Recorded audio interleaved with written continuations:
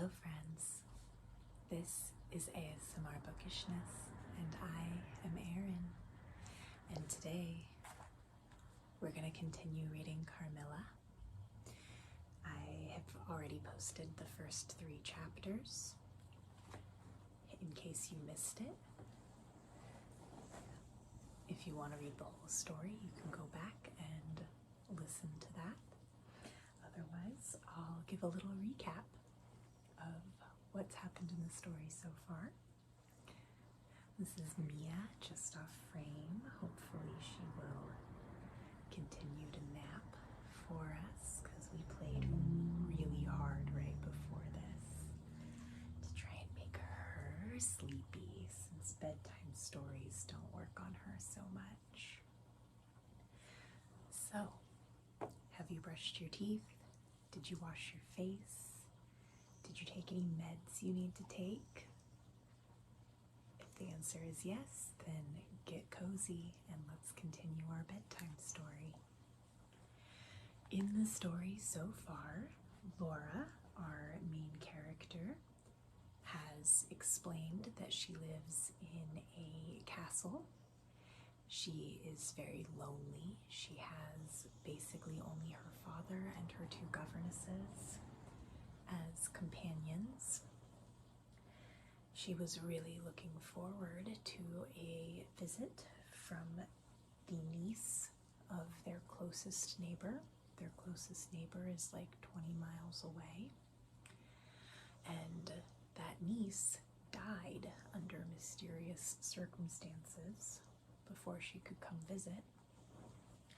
So instead of the niece of their neighbor,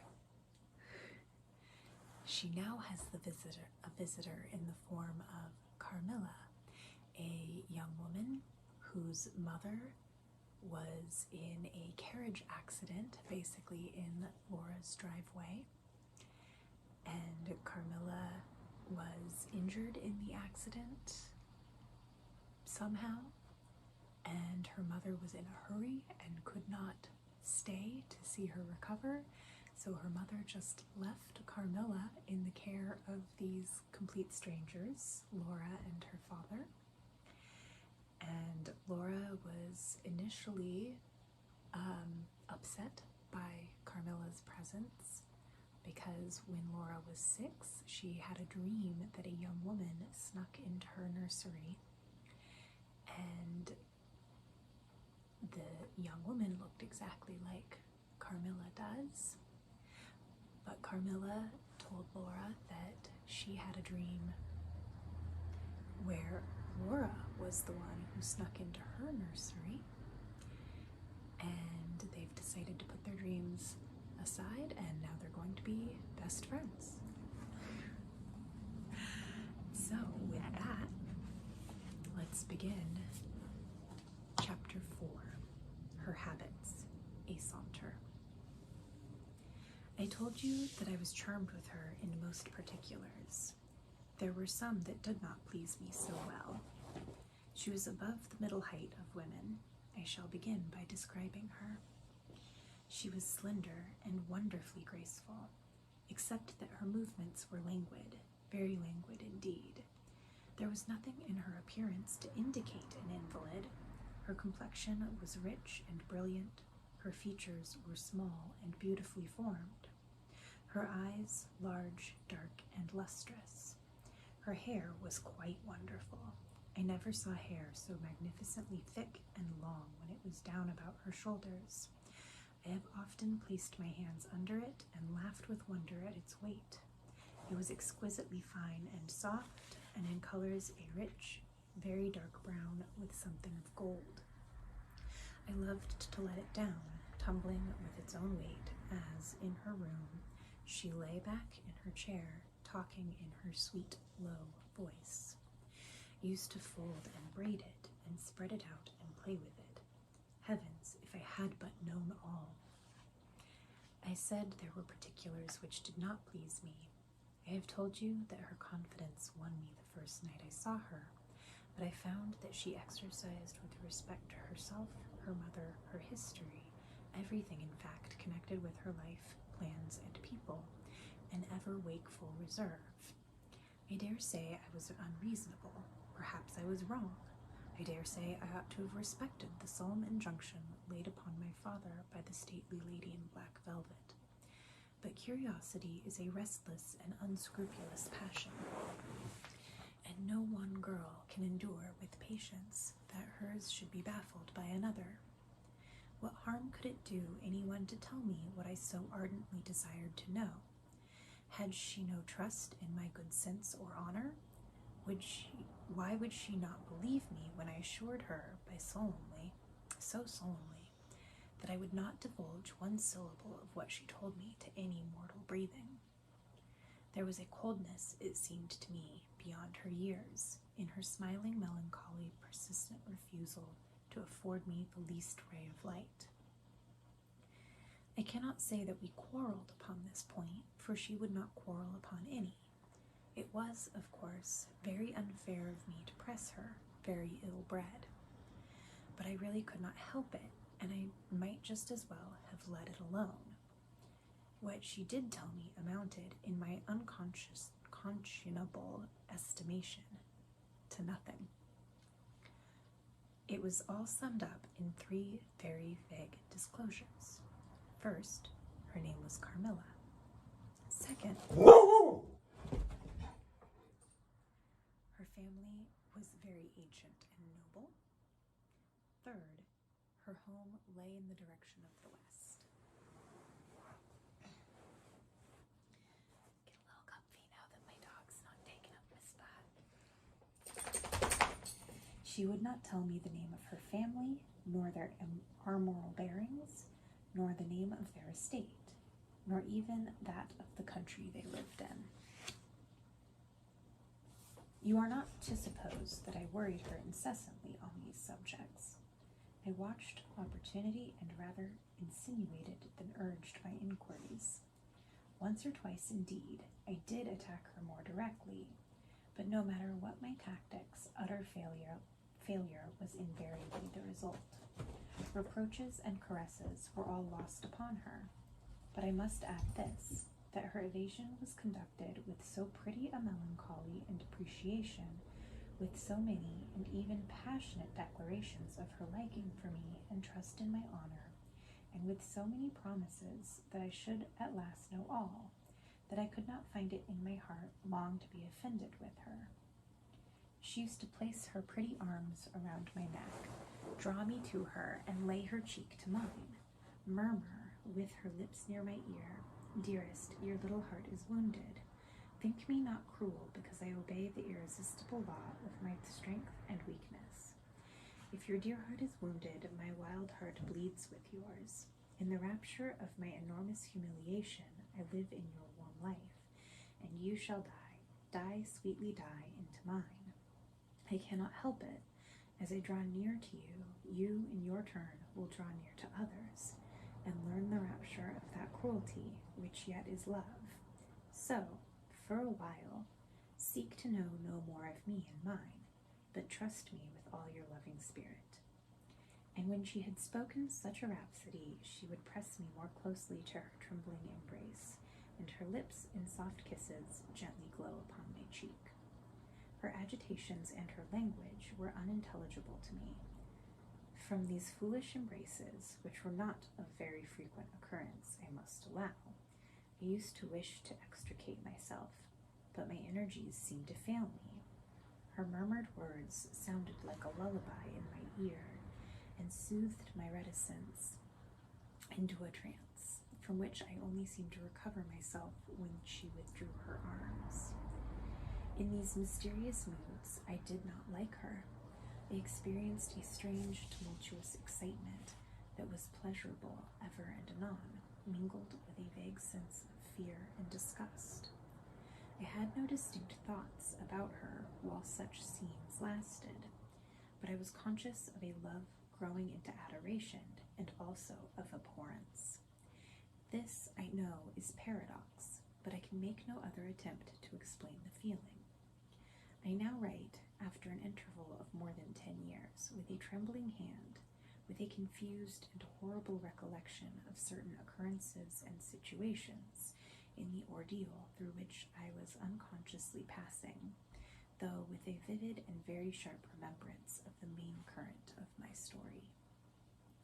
But, I suspect, in all our lives there are certain emotional scenes, those in which our passions have been most wildly and terribly roused, that are, of all others, the most vaguely and dimly remembered.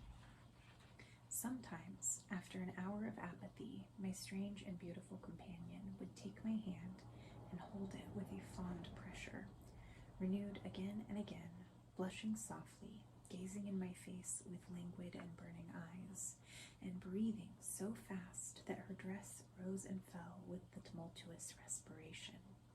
It was like the ardor of a lover.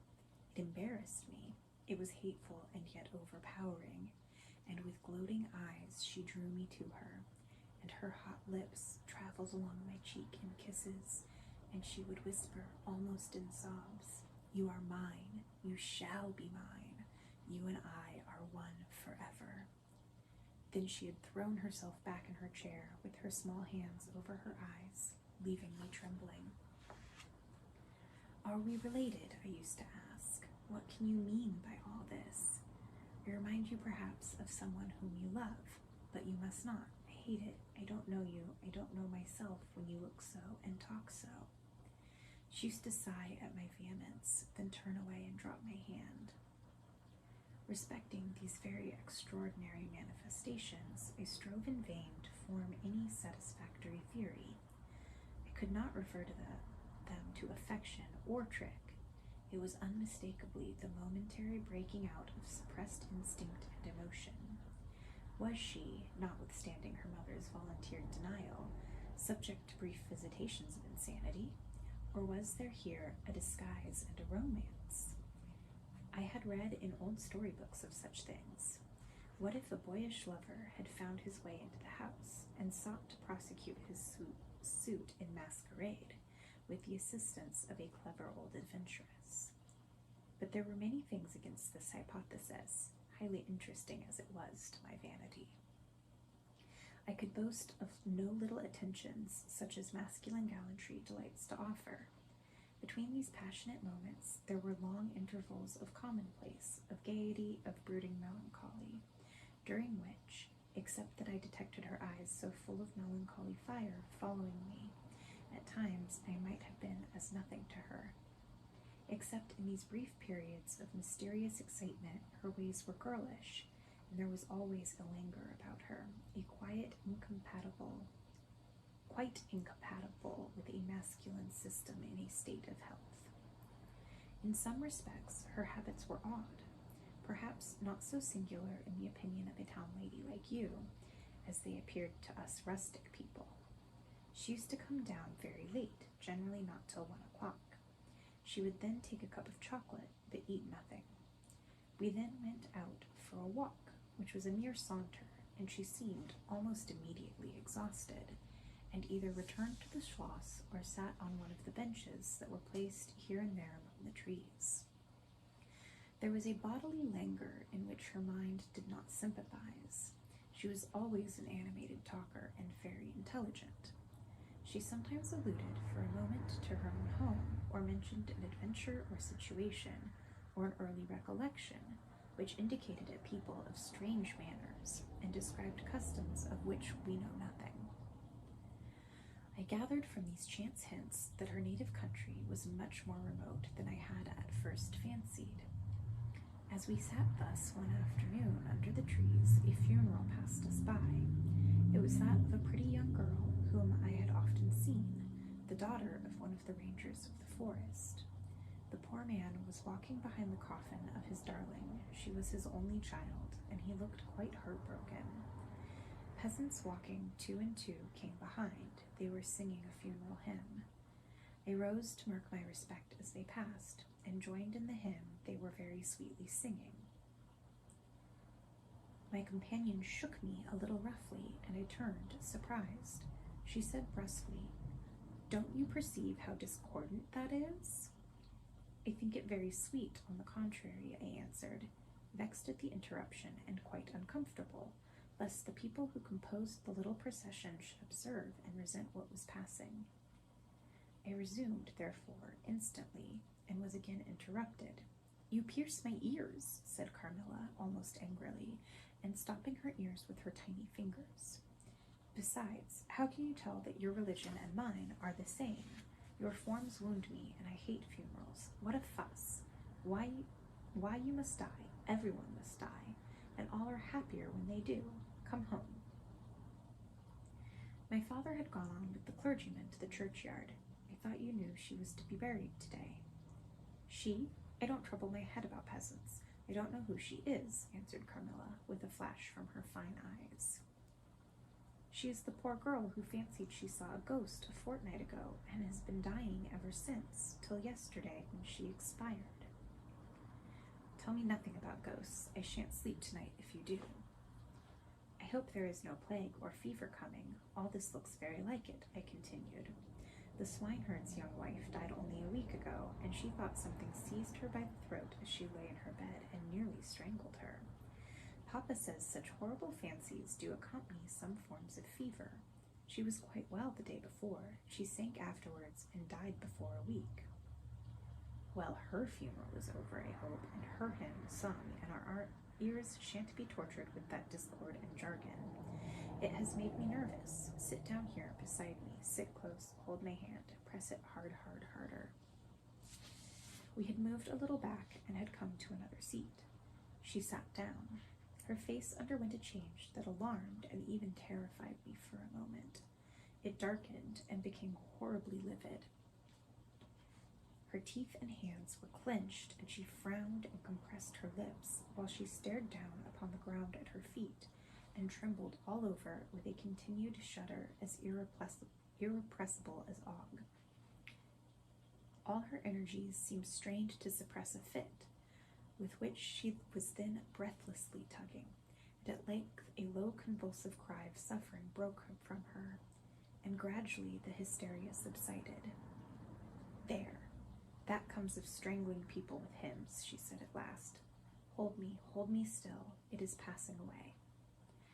And so gradually it did, and perhaps to dissipate the somber impression which the spectacle had left upon me, she became unusually animated and chatty, and so we got home. This was the first time I had seen her exhibit any definable symptoms of that delicacy of health which her mother had spoken of.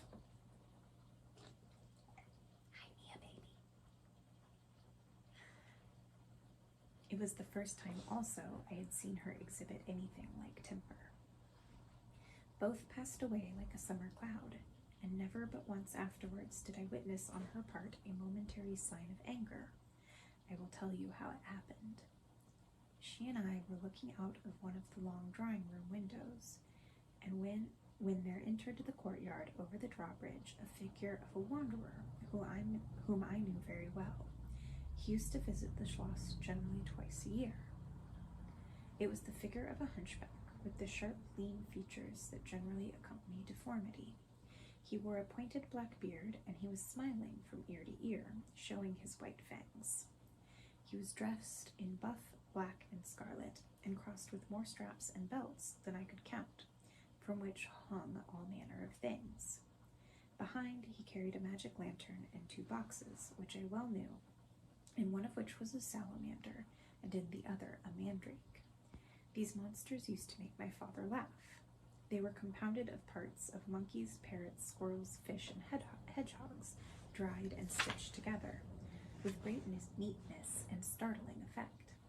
He had a fiddle, a box of conjuring apparatus, a pair of foils and masks attached to his belt, several other mysterious cases dangling about him, and a black staff with copper ferrules in his hand. His companion was a rough spare dog that followed at his heels, but stopped short suspiciously at the drawbridge, and in a little while began to howl dismally. In the meantime, the mountebank, standing in the midst of the courtyard, raised his grotesque hat, and made us a very ceremonious bow, paying his compliments very volubly in execrable French, and German not much better. Then, disengaging his fiddle, he began to scrape a lively air, to which he sang with a merry discord. dancing with ludicrous and activity that made me laugh in spite of the dog's howling. Mia. Then he advanced to the window with many smiles and salutations, and his hat in his left hand, his fiddle under his arm, and with a fluency that never took breath, he gabbled a long advertisement of all his accomplishments, and the resources of the various arts with which he placed at our service, and the curiosities and entertainments which it was in his power at our bidding to display. Will your ladyships be pleased to buy an amulet against the off-here, which is going to, like the wolf I hear, through these woods? He dropped his hat on the pavement. They are dying of it right and left, and here is a charm that never fails, only pinned to the pillow, and you may laugh in his face. These charms consisted of oblong slips of vellum, with cabalistic ciphers and diagrams upon them. Carmilla instantly purchased one, and so did I. He was looking up, and we were smiling down upon him, amused. At least I can answer for myself. His piercing black eye, as he looked upon our faces, seemed to detect something that fixed, for a moment, his curiosity. In an instant, he unrolled a leather case. Okay, sorry, slight interruption. My husband came home from work an hour early. Where were we? He was looking up, and we were smiling down upon him, amused. At least I can answer for myself. His piercing black eye, as he looked up in our faces, seemed to detect something that fixed for a moment his curiosity. In an instant, he unrolled a leather case full of all manner of odd little steel instruments. See here, my lady, he said, displaying it and addressing me. I profess, among other things less useful, the art of dentistry. Plague take the dog, he interpolated. Silence, beast! He howls so that your ladyship can scarcely hear a word. Your noble friend, the young lady at your right, has the sharpest tooth, long, thin, pointed like an awl, like a needle, ha-ha! With my sharp and long sight, as I look up, I have seen it distinctly. Now, if it happens to hurt the young lady, and I think it must, here am I. Here are my file, my paunch, my nippers. I'll make it round and blunt, if her ladyship pleases. No longer the tooth of a fish, but of a beautiful young lady as she is. Hey, is the young lady displeased? Have I been too bold? Have I offended her? The young lady, indeed, looked very angry as she drew back from the window. How dares this mountebank insult us so? Where is your father? I shall demand redress from him. My father would have had the wretch tied up to the pump and flogged with a cart whip and burnt to the bones with the cattle brand. She retired from the window a step or two and sat down, and had hardly lost sight of the offender when her wrath subsided as suddenly as it had risen, and she gradually recovered her usual tone and seemed to forget the little hunchback and his follies. My father was out of spirits that evening. On coming in, he told us that there had been another case, very similar to the two fatal ones which had lately occurred. The sister of a young peasant on his estate, only a mile away, was very ill, had been, as she described it, attacked very nearly in the same way, and was now slowly but steadily sinking. All this, said my father, is strictly referable to natural causes. These poor people infect one another with their superstitions, and so repeat in imagination the images of terror that have infested their neighbors. But that very circumstance frightens one horribly, said Carmilla. How so? Inquired my father. I am so afraid of fancying I see such things. I think it would be as bad as reality. We are in God's hands. Nothing can happen without his permission, and all will end well for those who love him. He is our faithful creator. He has made us all and will take care of us. Creator? Nature, said the young lady in answer to my gentle father. And this disease that invades the country is natural. Nature. All things proceed from nature, don't they? All things in the heaven, in the earth, and under the earth act and live as nature ordains? I think so. The doctor said he would come here today, said my father after a silence. I want to know what he thinks about it and what he thinks we had better do. Doctors never did me any good, said Carmilla. Then have you been ill? I asked. More ill than ever you were, she answered. Long ago? Yes, a long time. I suffered from this very illness, but I forget all of my pain and weakness, and they were not so bad as are suffered in other diseases. You were very young then? I dare say. Let us talk no more of it. I would not wound a friend. You would not wound a friend? She looked languidly into my eyes and passed her arm round my waist lovingly and led me out of the room. My father was busy over some papers near the window. Why does Papa like to frighten us? Said the pretty girl with a sigh and a little shudder. He doesn't, dear Carmilla. It is the very furthest thing from his mind. Are you afraid, dearest? I should be very much if I fancied there were any real danger of my being attacked, as those poor people were. You are afraid to die? Yes, everyone is. But to die as lovers may, to die together, so that they may live together. Girls are caterpillars while they live in the world, to be finally butterflies when the summer comes. But in the meantime, there are grubs and larvae, don't you see, each with its peculiar propensities, necessities, and structure. So says Monsieur Buffon in his big book in the next room. Later in the day, the doctor came and was closeted with Papa for some time. He was a skillful man of 60 and upwards. He wore powder and shaved his pale face as smooth as a pumpkin. He and Papa emerged from the room together, and I heard Papa laugh and say as they came out, Well, I do wonder at a wise man like you. What do you say to hippogriffs and dragons? The doctor was smiling and made answer, shaking his head. Nevertheless, life and death are mysterious states, and we know little of the resources of either. And so they walked on, and I heard no more. I did not then know what the doctor had been broaching, but I think I guess it now. And then there's a picture from the book. Presumably Carmilla and Laura looking at the funeral procession. And that is the end of chapter 4. So we will leave it there for right now. I will read more for you in another video. Have a good night.